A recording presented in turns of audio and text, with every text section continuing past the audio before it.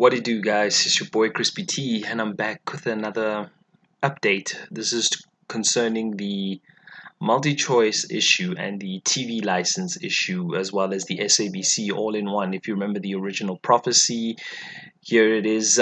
Check the link in the description box, and also make sure you check out the article more so. The article's all in one, but otherwise, if you want to jump straight through to the videos, check below. So, the latest update in this whole saga regarding the SABC is that the SABC, and according to a news article which was published by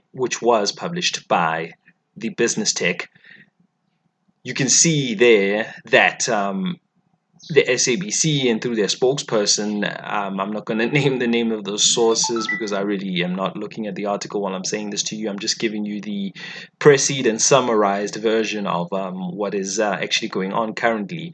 Is that what they're saying is that they're going to scrap the TV licenses. Now they're saying that, okay, well, the SABC is spending so much money on collections, as in the debt collections, because people just don't want to pay, or I don't know if they just can't pay, but basically people are just resisting the whole thing for some reason, and many are just not paying TV licenses. I can't get into the reasons why it hasn't been given, but mainly they're basically saying, look, they're surrendering. They're not going to ask people to be paying over the TV licensing anymore, because if you consider that they're moving away from the terrestrial TV and radio setups and moving towards a digital sort of I don't know if you saw that whole Go Digital TV article. You can check there in the one of the updates that I just gave. I think it was the second one, the second update, and now they're going to transit into the I should say they're going to transit into the new system of a levy approach. So, which means that the collections are going to be done by a SARS for one. But if you recall in the original prophecy that I said, and I'm going to stick to my guns, that the multi-choice is going to do it. And it was a discussion that was even said there in the second update that multi-choice kind of refused, and they said, no, let's go to SARS. But here's the thing, and this is the thing about this. I don't think they're going to write off the debt. There's no way. That's not going to happen. It's just that they're telling the public one thing, that yes, they're going to stop doing the collections.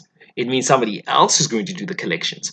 So therefore, if it's going through the legislative frameworks and everything else, and they allow for this levy to take prominence and take amends, it means that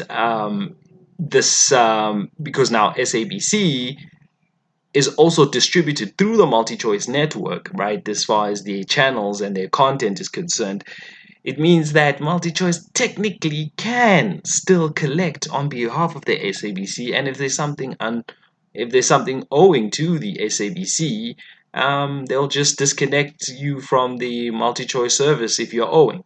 And hence why I was saying to you that this is starting to gain momentum and starting to make sense, that multi-choice is now on this whole could very well justify the whole extortionary measures that they've put in place, even though the debt belonged to somebody else that has given up on their system, and also pretty much given up on their business model. And yeah, someone has to account for the differentials in terms of the incomes and the expenditures. So if the debt is now not paid back, they're going to be running at a loss, and they cannot afford to be running at a loss anymore. So somehow they're going to recover the money, and they've got certain mechanisms in place. They're not saying it too loud, and they've also spoke about this levy thing, but it's more importantly is to understand what is going to go on regarding the difference, and meaning that the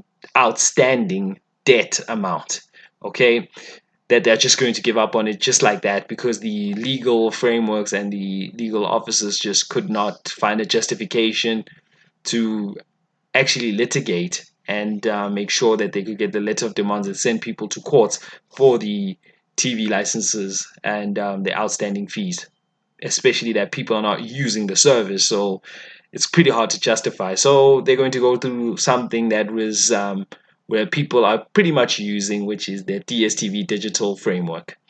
But let's see what happens. But anyway, that's just my update on this issue. Check out the link in the article. Check out the article by Business Tech.